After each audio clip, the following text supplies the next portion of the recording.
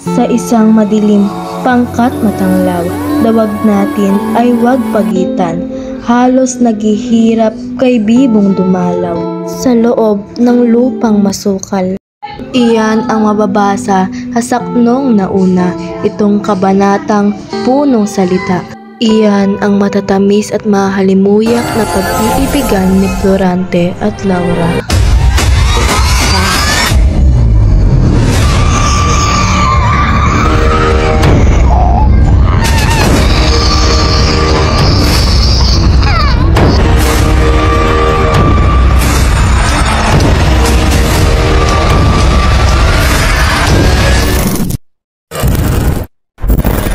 Ako, si Prinsesa Laura, ang nag-iisang anak ni Haring Lanceo. Ako ay sinilang sa Albania, simula nang ako'y nasa sinatutunan pa lamang ng aking ama.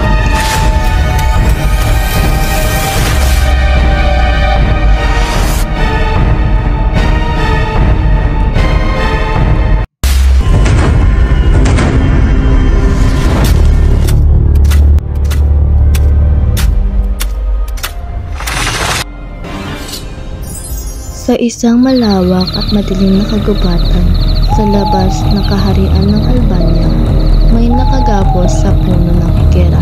Mahigpit ang pagkagapos sa lalaking nagngangalang Florante. Nababalot ng takot ang kanyang pagkatao, tila hagong na lona ang kanyang nadarama. Tinatakasan na siya ng kanyang O Panginoon, sa bakit ka ganyan sa akin? Ikaw lang ang aking inibig. Bakit mo ako iniwan? Kay pait ng aking buhay, tila sa akin ay walang nagmamahal. Kung Albania ang aking sinilangan, sa iyo ako ngayon magpapaalam.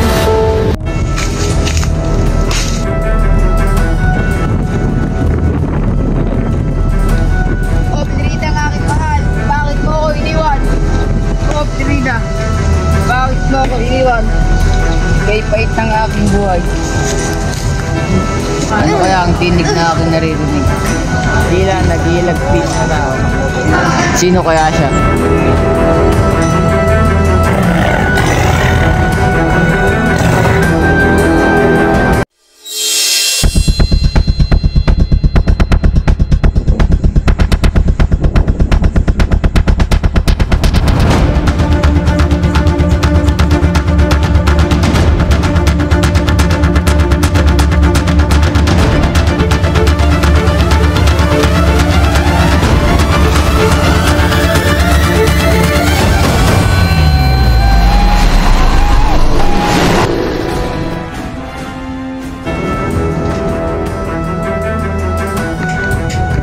Parang nakita ko na yung taong ito.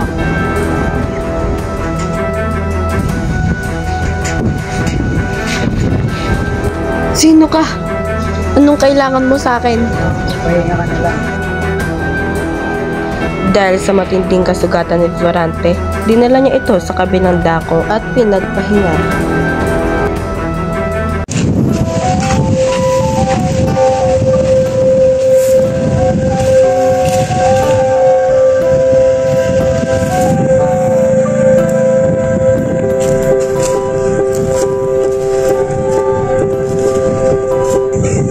Salamat kaibigan. Bakit kaibigan? Ano ba ang iyong problema? Sisimulan ko sa pangalaman. Nakatira ako sa Albania, kung saan si Duque Viseo, ang aking ama, ay naninirahan. Si Francesca Floresca na aking ina ay nakatira sa Cardona, at ako ay pinangalanan nilang Florante.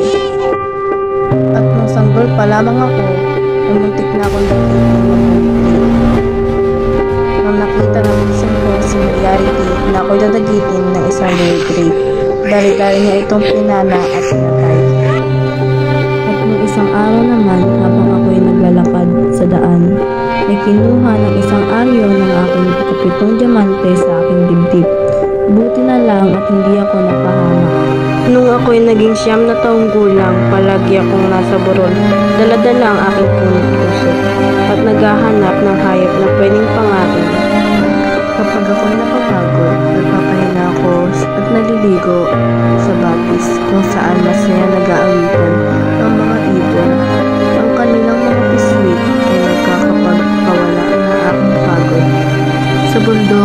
kagubatan sa gilid ng Albania.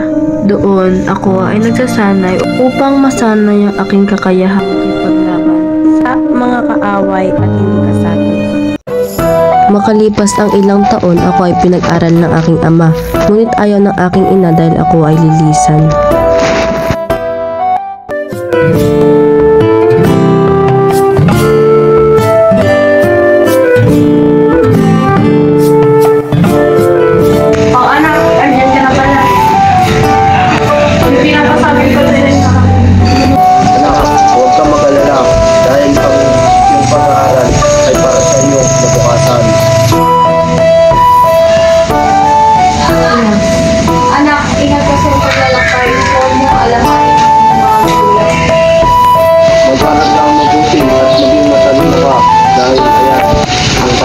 ng iyong pangarap. Maging matapang ka at huwag kang matatakot sa hamon ng buhay. Huwag mong kakalimutan ang iyong magulang at ang iyong bayan. Huwag kang makakalimutan sa iyong mga magulang at sa iyong bayan. Anak, mag-ingat ka sa iyong kalalagyan. Anak, mag-ingat ka sa iyong pagkasal at sana matapagkasal para gabayan ka ng ating Panginoon.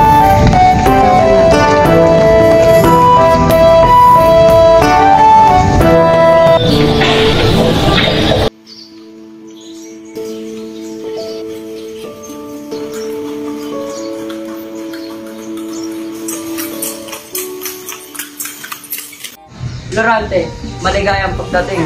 Ako nga pala si Antinor, ang magiging guro mo sa Atenas. Salamat po. Lorante, tila ang lungkot mo. Ayaw ko po kasi lumisan sa Albania aking sinilangan. Kaya mo lilipas ang mundo. Ang araw ng pagsasapila ng kahihiyan ng dalawang apo. Lorante, ang mangunguna bilang Floresca. Si Adolfo bilang Ediocles.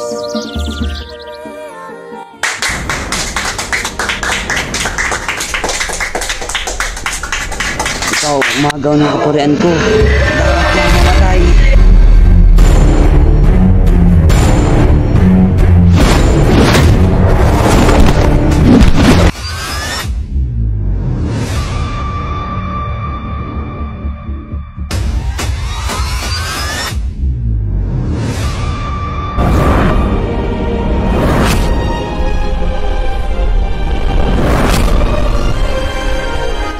Paalam, Florante, hanggang sa muli natin pagkikita.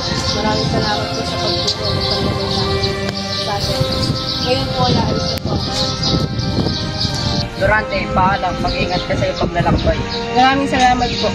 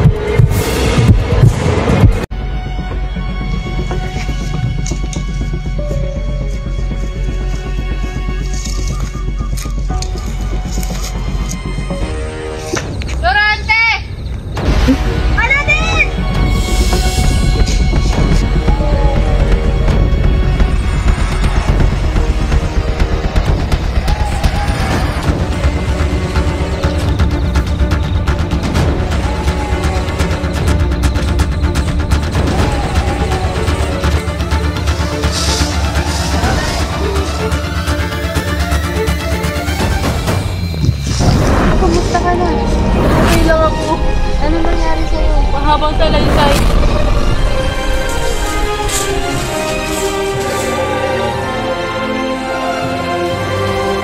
Paano ka napadpad dito, Laura? Hayaan mo ipaliwanag ko sa'yo lahat ng nangyari.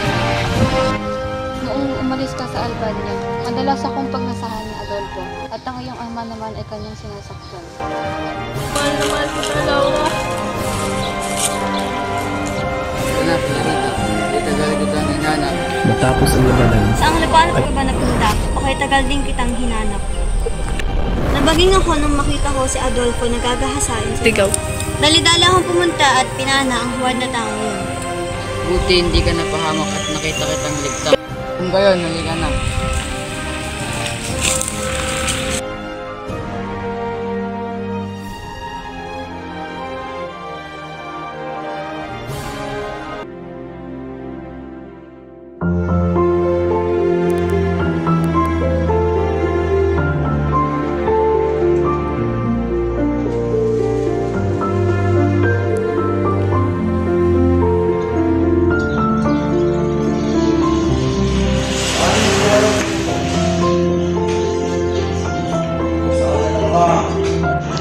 Okay, ikaw po ba? Tinatanggap po ba ang lalaki ikaw? Ikaw ang lalaki. Tinatanggap po ba ang babae ikaw? Opo, Father. Ikaw ba sa babae?